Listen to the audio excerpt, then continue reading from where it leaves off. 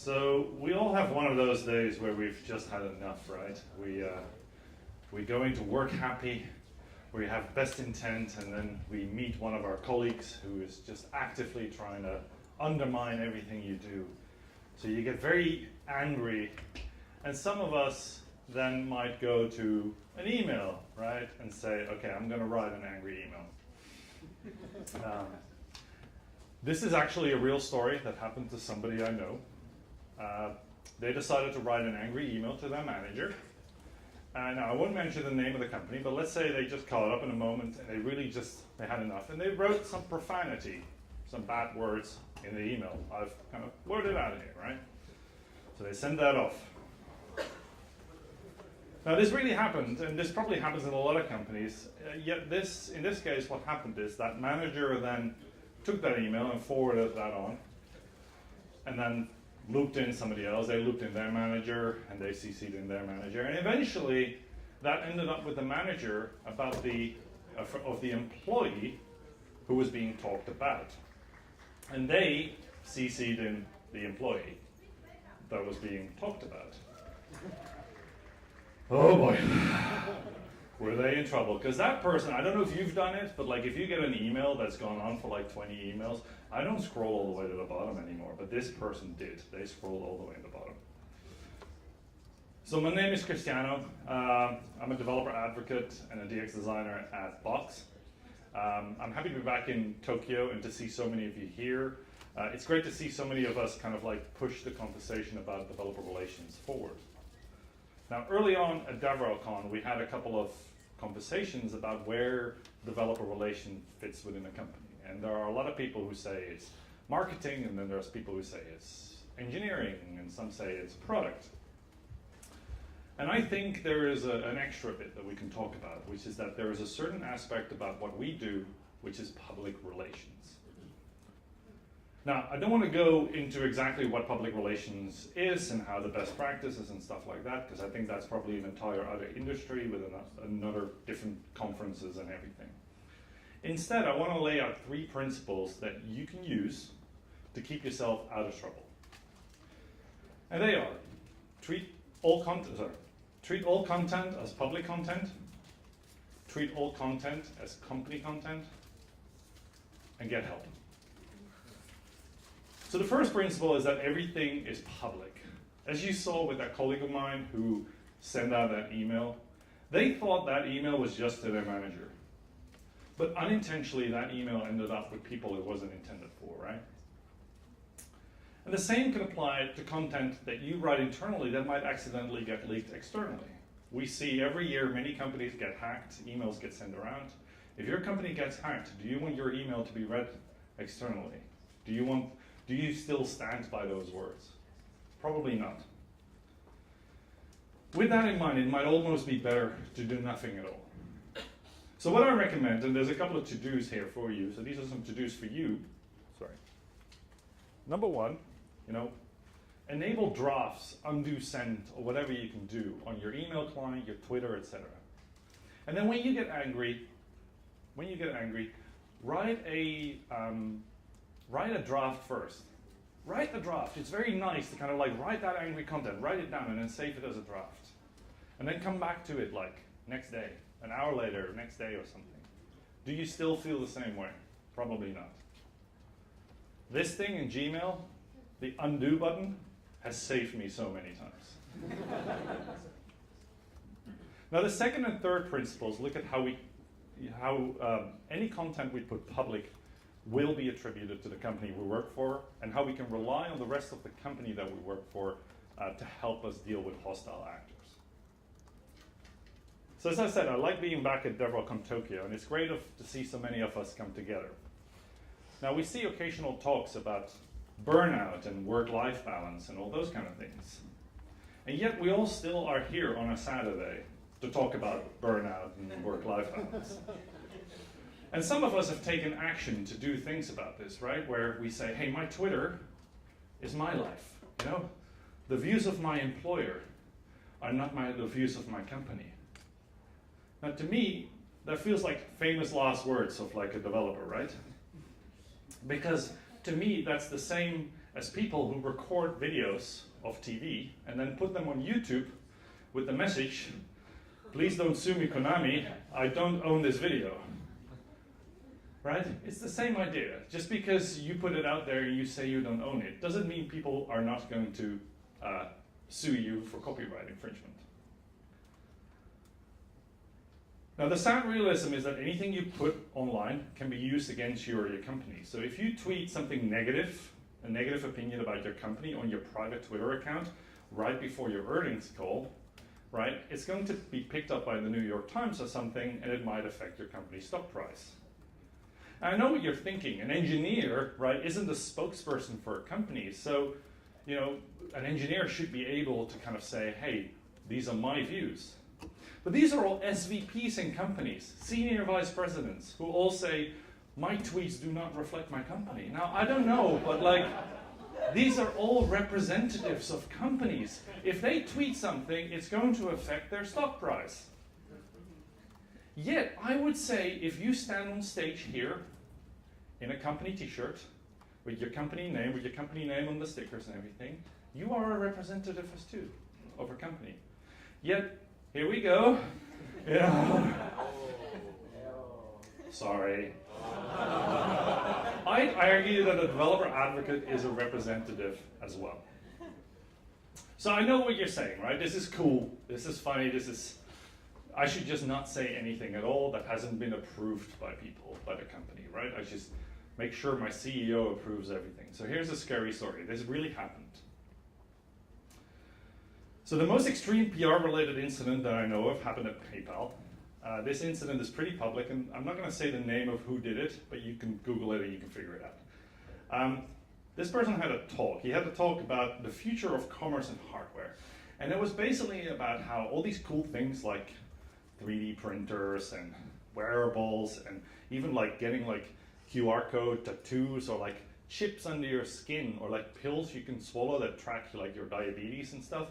How that kind of technology is going to drive in the future how we do commerce, how we buy things. Now, the operative word here is could, right? This was a talk about, it was not an official PayPal thing. This was about where the industry is going, where the vision is going down the line. It was just blue skies thinking. Now, that didn't stop a certain newspaper from writing this headline. Okay. This happened, by the way, right when eBay and PayPal were splitting. So this was effectively kind of like IPO. So they didn't want this kind of news to happen. Now this went global, right? Another newspaper picked that up, and then we got this one. Complete nonsense. They had taken something that was like, hey, this is where the industry is going, and had suddenly made it an official PayPal thing. Now he got death threats, right? From religious right-wing kind of organizations who thought PayPal was like out there to like change what is a human being. It wasn't. And all the media was picking it up as if this was an official PayPal roadmap item. Now I know this is a scary story, and hopefully you will never have to deal with this. But it just shows how easy it is to have to deal with these issues in the first place. Anything you say will be used against you and your company as if it's, and people might take your words more literal than you intended. I especially worry about people who say something negative about the competitors, right? Because right now they're your competitor, but tomorrow they might acquire your company. And then right before that acquisition, the New York Times is going to go through your Twitter feed and go, oh, all these employees hate that company. This is going to be bad for stock, etc., etc., etc. It's not good. It doesn't look good on you, it doesn't look good on your company. Don't do it. Now, so far I've been very negative, and I know you're scared. You should be scared. But if you're scared, that means you're prepared to do the right thing, right? And the good thing is that although you are a subject of public relations, you aren't responsible for public relations, right? In your company, there are other people who are responsible. If you work at a large company, you'll probably have a public relations department. They can help you. Find out where they are, find out who they are, and have have their email address and their phone number so you can contact them. But if you don't have them, find your executives and meet them and make sure that you have a good relation with them. Or, have good relations with your colleagues. Because the moment that something like that story with PayPal happens to you, you want to be able to step back and let them deal with it. Because at that moment, you are too emotionally involved to deal with it. So here's a happy story of my own, right? I spoke for a few years at this conference in Romania. And I knew the organizers, and I trusted them. It was a great conference. And it's usual with a lot of conferences these days, if you're a speaker, they ask you like some details about who you are, who do you work for, what does that company do, and why is that company interested in sponsoring this conference. Even like DevRelCon Tokyo does this, right? Like it's a little page and it's like a little bit of text that says what I do. Now, at that time we had a media blackout. If you don't know what a media blackout is, it means there's not supposed to be any talks or blog posts or anything like that. But I'd gotten approval because it kind of had been booked in for a long time.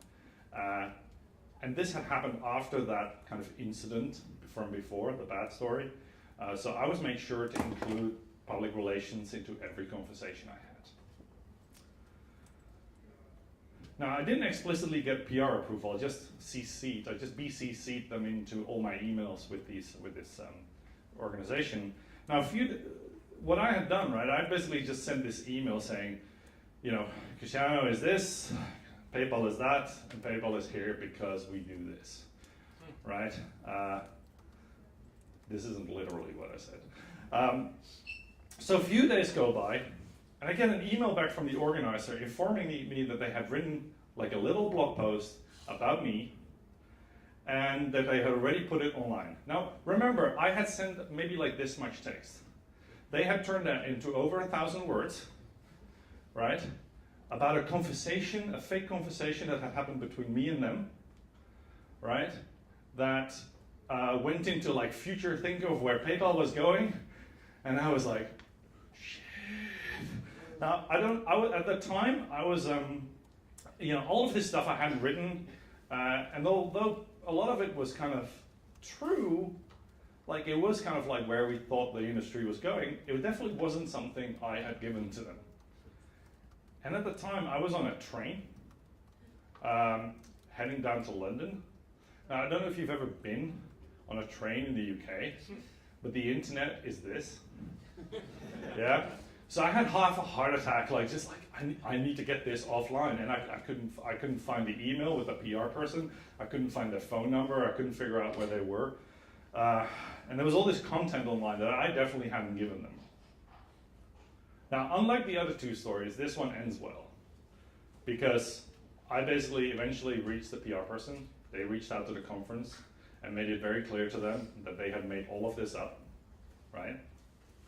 And those 3 short blurbs that I had given them was definitely not the content that they had published. And most importantly, I didn't get in trouble, but I also didn't have to deal with it. I could just take a step back and let them deal with it.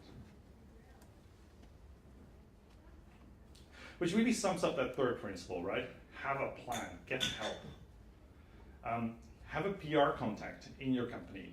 Know who it is. Know who you can give this kind of like responsibility to when you don't want to deal with it, when you shouldn't be the one to deal with it. And then make sure that you inform each other. Make sure they tell you what they think the company what you should be talking about and what you shouldn't be talking about, but also that you tell them, that you inform them of the kind of information you're sharing in public about your company. And then defer to your PR contact when you don't want to deal with a situation. They are trained and they know how to deal with these kind of situations.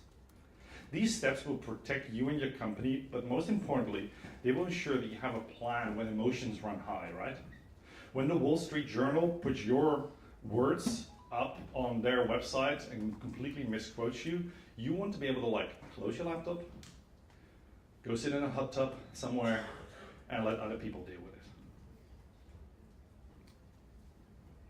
So to recap, developer relations might not be part of public relations, but it does have certain PR responsibilities. As DevRel's professionals, we are the voice of the company, and we should act that way. Everything we say publicly can be treated as being official, an official statement of the company, even if we explicitly say something else. So with that in mind, we should really treat all content that we write as public. We should be cognizant about our emotions and take conscious time out on posting any heated conversation that we don't want to be public. We want to treat all content as company content, and we want to get help. Now, obviously, one important thing to realize is there is just no off the record, right? Everything that is recorded digitally can at some point be leaked willingly or accidentally and become a public statement. So take conversations offline. I especially think that when you're in a heated argument in an email or in Slack, pick up the phone, have a conversation with somebody. It's proven that when you talk to somebody, you are better at communicating emotions than you are through email or Slack. Even the best articulate constructive feedback on Slack tends to be read as a passive-aggressive note. So it's just better to just have an actual face-to-face conversation. And finally, make sure that you get a recovery plan, right? That you know how to deal with a PR situation. Having a PR contact, whether or not that is just your manager or an official PR person or anything else, can really be the difference between having a job and not having a job. It can mean you can have an immediate reply to a PR issue that is devoid of emotion because those PR people are actually the ones who are going to take care of it for you. So, the to-dos, right? If there's one slide that I want you to take a photo of, it's this one, right? Enable drafts, undo sends, we already talked about that. Find your PR contact, write down their details, on something that doesn't require the internet. And then the final one is get PR training. One of the best things I've ever done is get PR training. It's where somebody comes in and pretends to be a hostile actor, pretends to be like a hostile media, and starts to ask you all the bad questions, just to get the emotions out of you. It's very useful, and it helps you to understand how to deal with those kind of situations.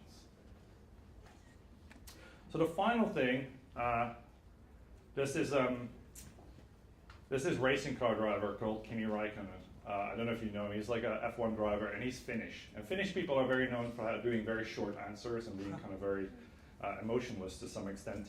And he's clearly been PR trained. So when he's in a media interview, they will ask him the hard questions, right? They will try to get emotions from him. And I don't think I have the audio here, but there's subtitles. So you'll get how he deals with it, and that's pretty much the way I want you to deal with situations.